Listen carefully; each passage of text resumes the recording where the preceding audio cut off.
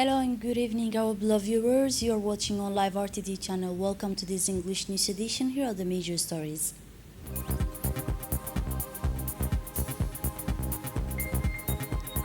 A lawmaker reviewed and approved the financial statement of the aid of ODEC and Diwan al-Zakat property.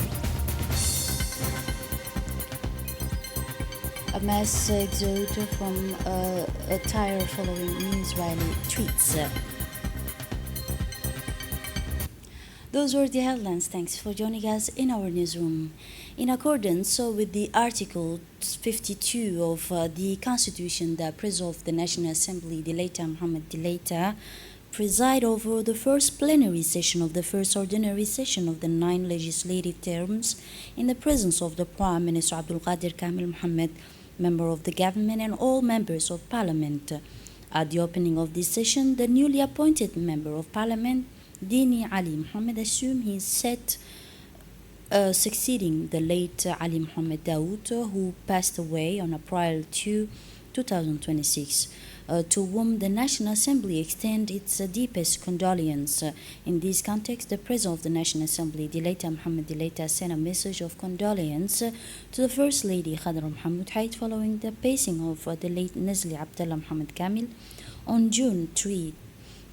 On behalf of the National Assembly, he offered his sincere condolence to the President of the Republic and also the Minister of Justice, Ali Hassan Baton, to all members of her family, and Naguib Abdullah, her brother. Before proceeding to the agenda, the Council called for a moment of silence in remembrance of the deceased, praying that God Almighty will grant her eternal peace in paradise.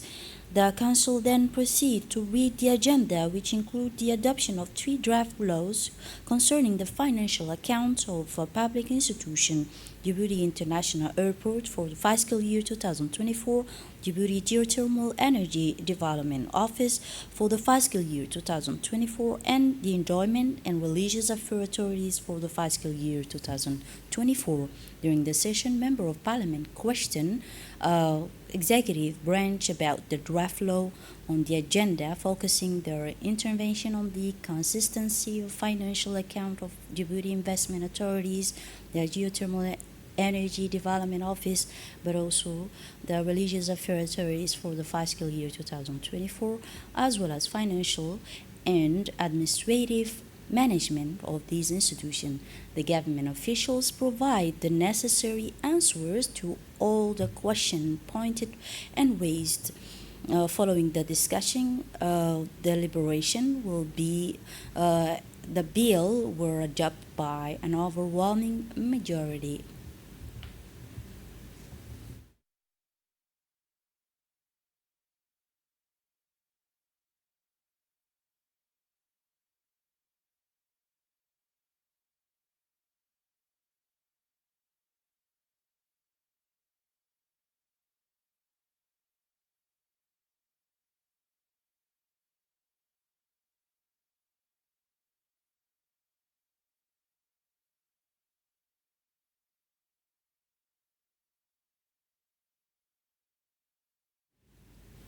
In his address, the President of the National Assembly, Dilaita Mohammed Dilaita, informed the member of Parliament that the next plenary session will be held before July 1st. The President of the National Assembly thanked all the government for the quality of their recommendation, affirming the Parliament's commitment to taking them into consideration. The President of the National Assembly, Dilaita Mohammed Dilaita, also concluded his speech by encouraging the member of the National Assembly to their utmost and offer them his best wishes before during the session. For his part, the Prime Minister Abdul Qadir Kamil Mohammed expressed and delivered a speech on this occasion, and expressing his satisfaction with the beginning of the parliamentary proceeding. He stated that the esteemed representative of the people have fulfilled their role by submitting recommendation on the bills proposed by the government, Once these proposals are submitted, they are taken into consideration by the government. This is what is called working in a spirit of understanding and also a good coordination. Therefore, the Prime Minister said once again, thank to the parliamentarians present for the work. Still within the framework of the budget debates and economic guidelines, the national economic situation is at the forefront of current event following the initiative of the head of state, a member of the task force, met under the chairmanship of the minister Yasmin Sadawali. The RTD offer an the statement from an exclusive interview on the report of this task force. Over the past 3 months, the global hydrocarbon market has experienced significant turbulence. Faced with this, the president gave clear instruction to protect our country and provide relief to Djiboutian households. He states, the minister Ilyas Moussa Dewale indicate that this instability has caused our economic 6 billion Djiboutian franc in just 3 months, a heavy figure which reflects the sacrifice imposed on the nation. He added gravely aware of the burden of this crisis represent for families. The minister asked how long will continue these issues in a daily basis life.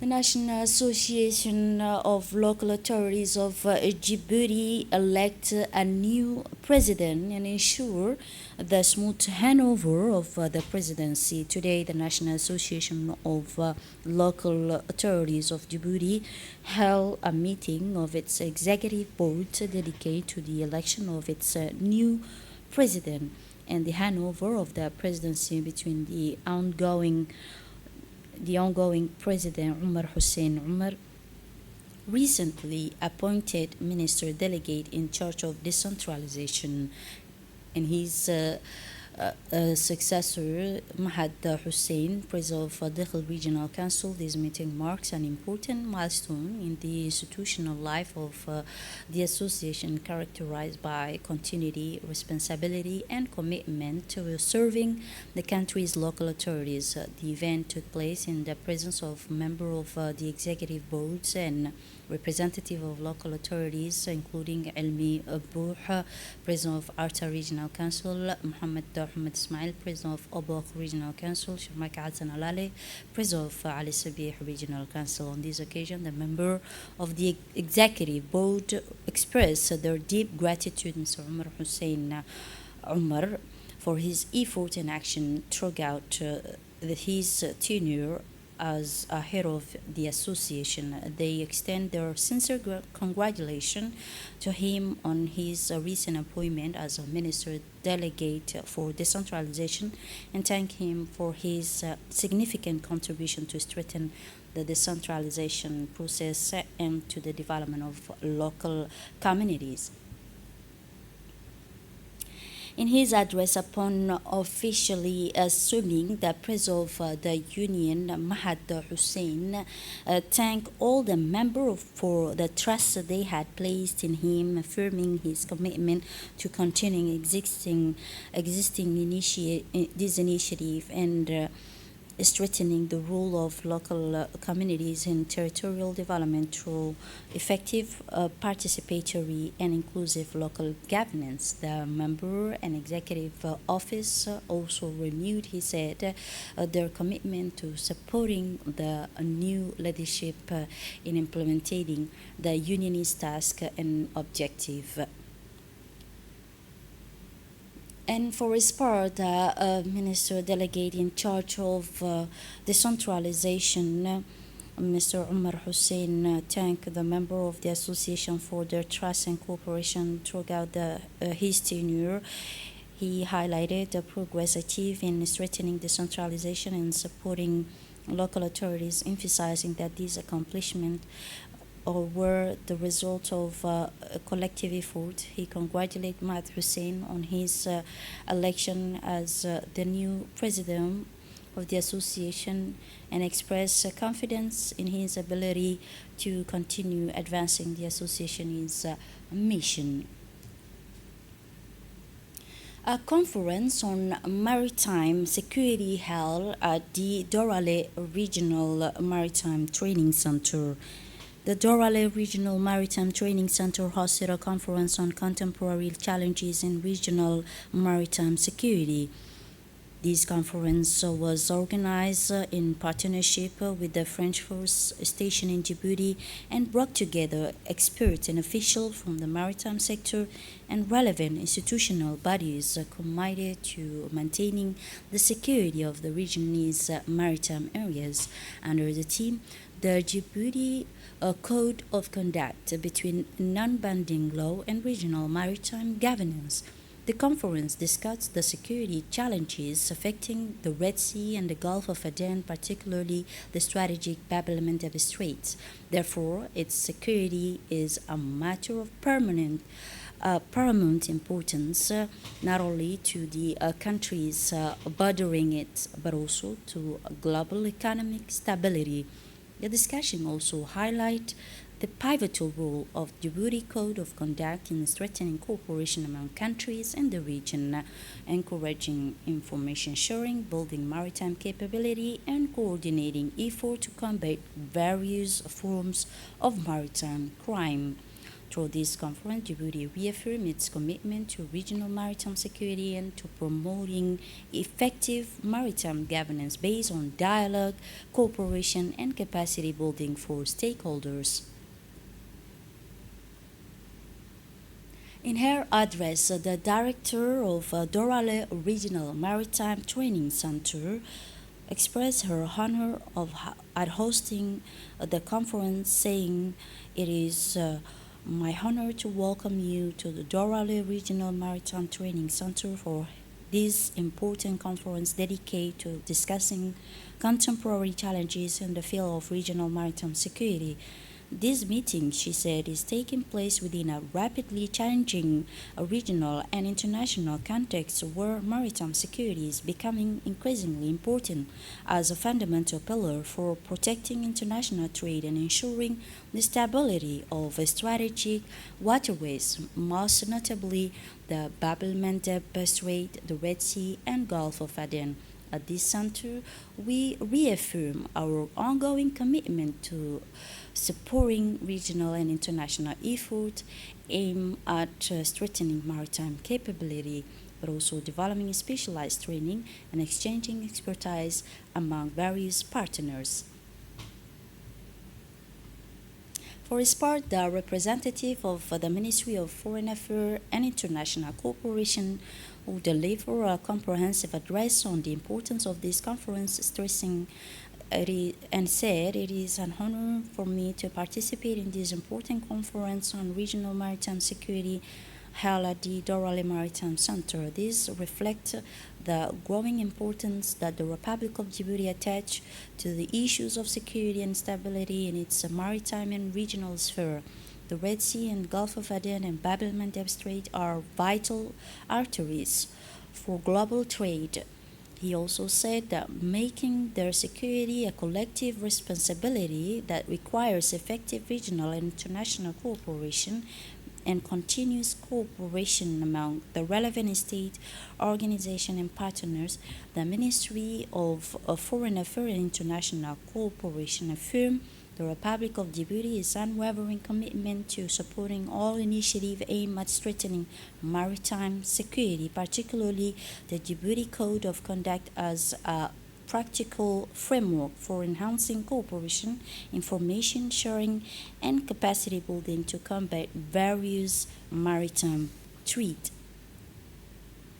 A delegation from the National Independent Anti-Corruption Commission, headed by its chairperson Badria Zakaria Sheikh Ibrahim, paid a working visit to Addis Ababa, the capital of the Federal Democratic Republic of Ethiopia, on June 9. The delegation also included the ambassador of the Republic of Djibouti to the Federal Democratic Republic of Ethiopia, Mr. Abdi Mohamed Heibe, the Director of International Cooperation, Mr. Jama Suleiman Al Bakr, During the visit, the delegation held a working session with the counselor and deputy head of mission at the embassy of Mauritius in Ethiopia. Discussion focused on the two countries' experience in preventing the combating the way and means to combat corruption, as well as protecting the corruptions between the prosper for cooperation between relevant institutions in both countries. Indeed, the chairperson of the National Independent Anti-Corruption Commission also held a working mission this session with the ambassador of the Kingdom of Denmark, station accredited in Ethiopia. The discussion focused on the prosper for cooperation between the National Independent Anti-Corruption Commission and a Danish institution specializing in the field, as well as mechanism for strengthening the Commission's institutional capacities.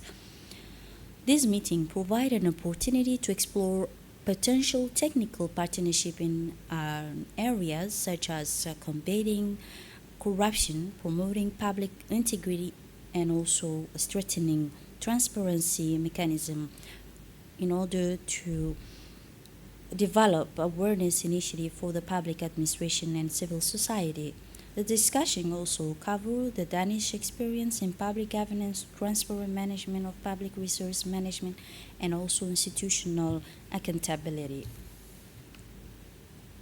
On Tuesday evening, June 9, the Al Baraka International School organized a panel discussion at the Peace Tower in Djibouti on topic of future of education in East Africa.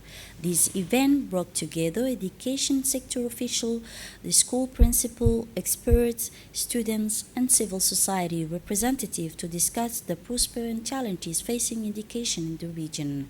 The discussion covered several key topics, including the digital transformation of education and also educational innovation, but also the developing skills relevant to the future job market and a strategy for ensuring inclusive and high quality education for all. Through this initiative, Al Baraka International School reaffirmed its commitment to educational excellence and to fostering constructive dialogue about the future of education in East Africa. Is not only boosted by what they do locally, not by what they import. Are we able to come up with the ideas as Djiboutians using the international curriculum that we have? Are we able to convert these ideas back to the society? Because at the end of the day, no matter what curriculum we face, we should ask ourselves one question: is this curriculum able to give back to the society? That's why we introduced to you the international curriculum in Djibouti. I think that answers the main question of why international curriculum right now.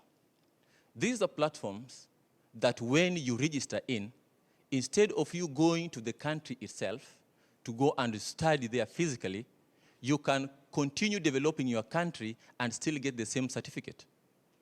It means that the international curriculum does not focus majorly on the certificate. It focuses on the ability of you to get what is in the certificate.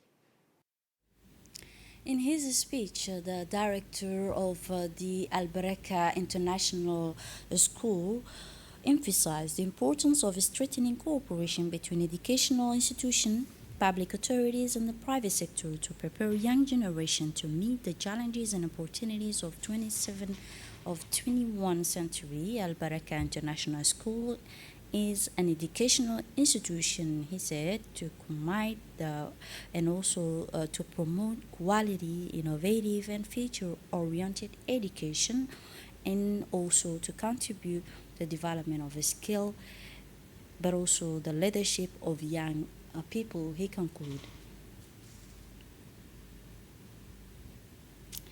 The Rapid Intervention Battalion in Dumera celebrates the 49th anniversary of the founding of Djiboutian Army Forces in the presence of the commander of the forces stationed in Oboh and a number of administrative and civilian officials.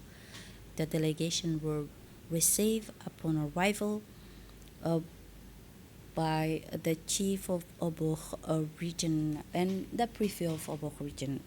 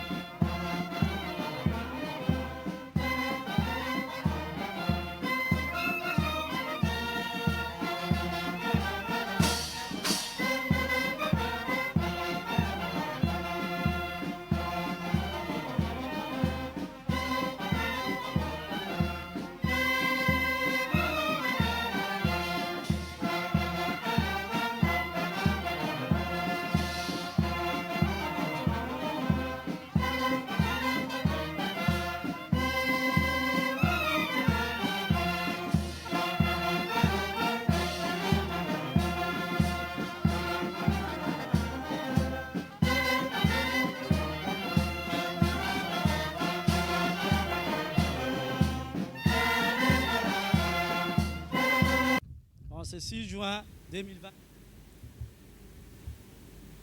Indeed, the ceremony began with the review of the Guard of Honor, followed by reading of the program of the event, officially launched the activities and emphasizing the pivotal role of Djiboutian Army Forces in defending national sovereignty and preserving the country's territorial integrity.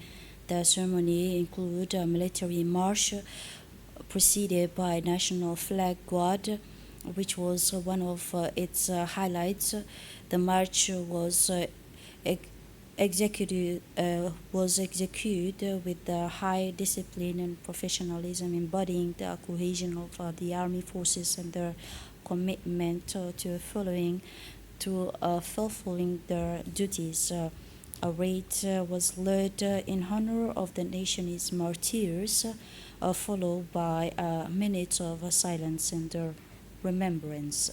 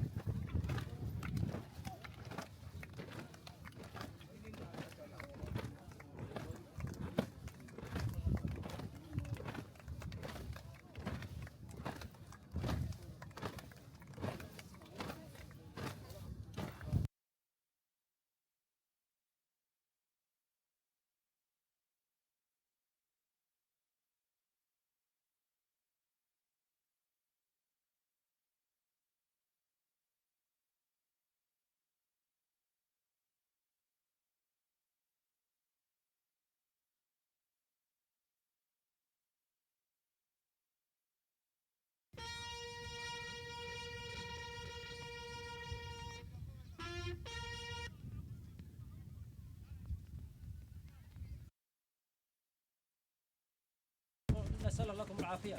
اللهم اغفر لهم وارحمهم وعافيهم واعف عنهم وأكرم نزلهم واسع مدخلهم وغسله بالماء والثلج والبرد ونقيه من عذاب القبر عذاب جهنم وأدخلهم الجنة. صلى على الفاتحة.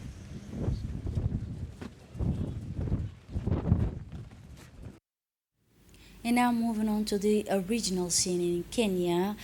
Kenya and United States had officially launched and given the green light to implement a health cooperation agreement worth 207 billion Kenyan shillings. The United States have officially given the green light to implementation of a 207 billion Kenyan shilling health cooperation agreement. The project had been the subject of a long-standing legal dispute, and this agreement puts an end to 2 months of uncertainty after legal battles temporarily suspended the program. However, the United States subsequently suspended its own deployment in February 2026, stating that it was respecting the ongoing legal procedure. In a statement released on Monday, June 8, 2026, Senate Treasury Secretary Chris Ekipto confirmed that the two governments had finalized the arrangement necessary to implement the 5-year nationwide partnership, calling it a new and the development of digital health system. And for the international scene, with the deteriorating security situation, many families are choosing to flee the city in Lebanon. A long line of cars, load and mattress, every items and sometimes pet have settled on the road leading to Lebanon city to the north.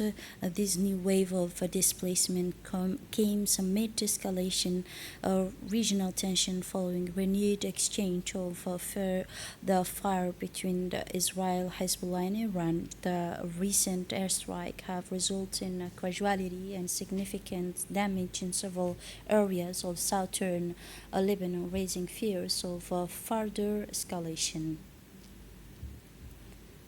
This is it for this edition. Thanks for watching. Have a wonderful evening.